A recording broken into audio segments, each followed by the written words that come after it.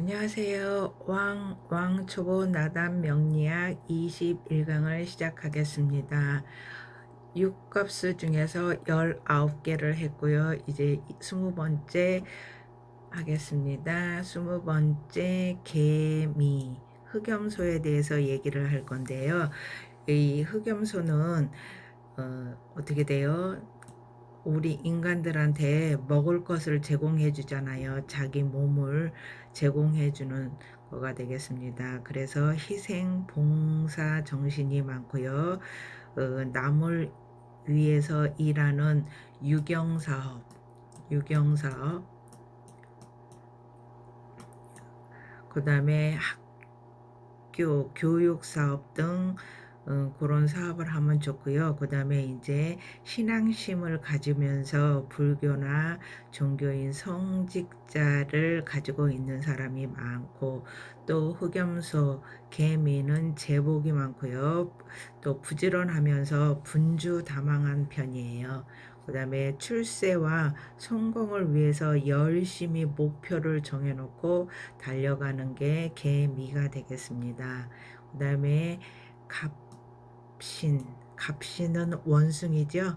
원숭이는 원래 재주가 많잖아요. 그래서 다재다능해요. 원숭이는 다재다능한 거가 되겠습니다. 다재다능. 다재다능한데, 다재다능한 사람을 팔방미인이라고 했죠. 팔방미인이 되겠어요. 그 다음에 세상 갑이잖아요. 그래서 순수하잖아요. 그래서 세상 물정을 몰라 남의 부탁한 일을 거절하지 못하고 잘 들어주다 보니까 잘 속는 편이고요. 그래서 이런 사람은 대인 관계를 잘 해야 되겠어요. 잘 해야 되고, 그 다음에 을유는 을유, 닭이죠. 닭. 을은 풀이니까 풀밭에서 뛰노는 닭이 되다니까 야생 토종닭이 되겠어요. 그래서 우리나라 야생 토종닭은 매라든가 독수리를 쫓는다고 해요. 그 정도로 좀 성격이 뭐랄까 앙칼지다고 해야 되나요? 그래서 앙칼진 그런 면이 있는 것 같아요. 하지만 선하고 인정이 있고 예민한 속성이 있고요. 또 이 을유는 생활력이 강하고 또 의심이 많고 경계심이 많아요.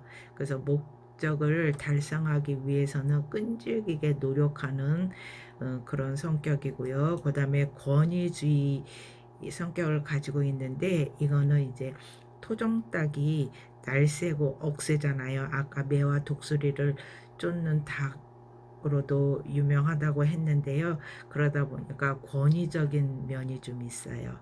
그 다음에요, 병술은요, 개잖아요. 근데 개가 불을 만났어요. 그래서 불개라고 그래요. 불은 또 환하게 비치는 성질이 있잖아요. 그래서 부정과 불의를 못 보고 강인하고 강직해요. 그런데 불 자체가, 병 자체가 좀 폼센폼사 화려하다고 그랬죠. 그래서 화려한 면도 있어요. 그 다음에 이제 타인을 좀 무시하는 경향도 조금 있어요. 그 다음에 책임감이 있고 고집도 있고 또 부지런해요. 놀지를 않아요. 그래서 쉼 없이 어디 가서 일을 계속 끊이지 않고 일을 하다 보니까 생활력이 좀 있죠. 그래서 가주 역할을 하는 게 병술이 되겠어요. 그래서 일생에 이런 사람은 병술을 주는 일생에 돈을 마르지 않고요.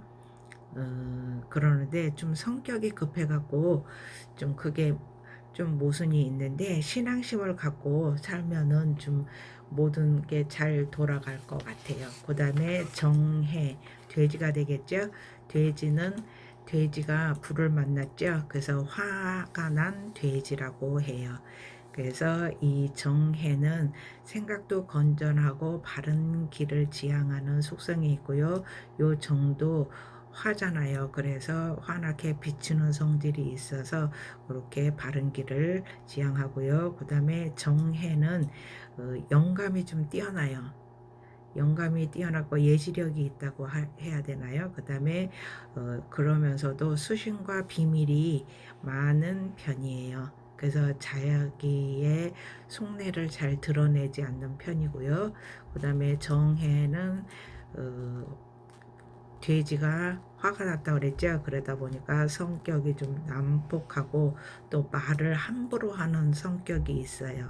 그래서 어, 다른 사람한테 좀 상처를 주는 것도 있지요.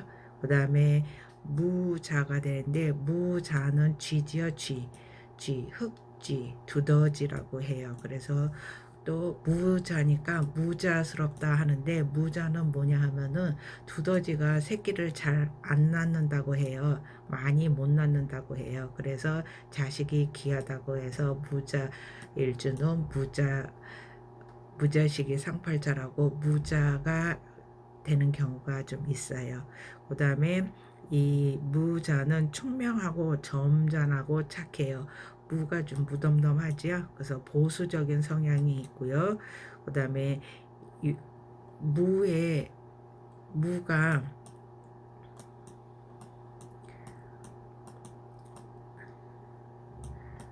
이게 수구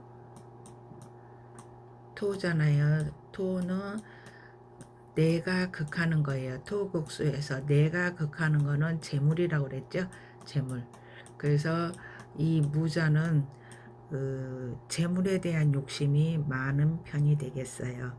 근데 귀가 얇아요. 그래서 부화내동을 잘하는 것이 좀 흠인데 그걸 알고 좀 조심하면 되겠죠.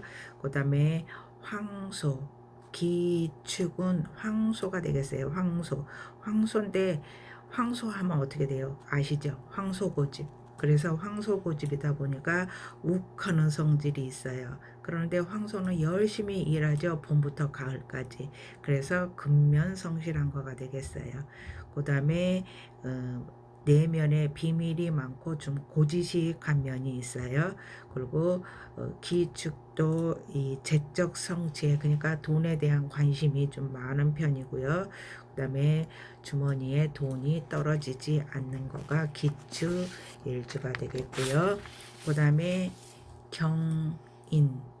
경인은 호랑이잖아요. 호랑이가 흰색 호랑이다 보니까 백호가 되겠어요. 백호는 밀림의 왕자가 되겠죠. 밀림의 왕자가 되고 그 다음에 의리라든가 또 경쟁심이 많은 거가 되겠어요. 그 다음에 임기응변이 탁월해갖고 위기에 처해 있을 때 그 대처 능력이 뛰어난 거가 경인 일주가 되고요. 이런 사람은 공직 생활이 적격이 되겠어요. 그래서 사고라든가 교통사고라든가 갑작스러운 사고를 좀 조심하시면 되겠고요. 신묘는 흰 토끼죠. 토끼인데 흰색이니까 흰 토끼. 흰 토끼는 주로 집에서 자라죠. 집에서 자라니까 좀 능동적이 아니고 수동적이고요. 좀 냉랭한 성격을 가지고 있고 그 다음에 금이다 보니까 의리가 있고 청빈하고 깨끗하죠. 흰색 토끼니까 깨끗한 성격이 되겠고요. 그 다음에 그러는데 좀 흰 토끼는 침착성이 부족한 거가 되겠어요. 그래서 이 사람도 공직 계통에서 일을 하면 좋겠고요. 또 임지는 뭐예요? 용인데 흑색이죠. 그래서 흑룡이 되겠어요. 흑룡은요 고집이 세고 강직하고 남에게 절대 지지 않으려고 하는 성격이고요. 또 남의 것에 관심도 많아요. 그 다음에 재주가 많다 보니까 스스로 복을 차버리는 경우도 거예요. 그래서 심사숙고해야 되는 거고요. 그 다음에 수잖아요. 그래서 지혜와 도량이 넓고 그런데 약간 변덕스러운 면이 있는 거가 되겠어요. 그 다음에 계산은 흑뱀이죠. 흑색이죠. 수가 흑색의 뱀이 되겠어요. 겨울뱀, 먹뱀이라고 하는 거가 되는데 이 계산은 용변술이 뛰어나고 몸이 빨라갖고 남의 눈에 잘 띄지가 않고요.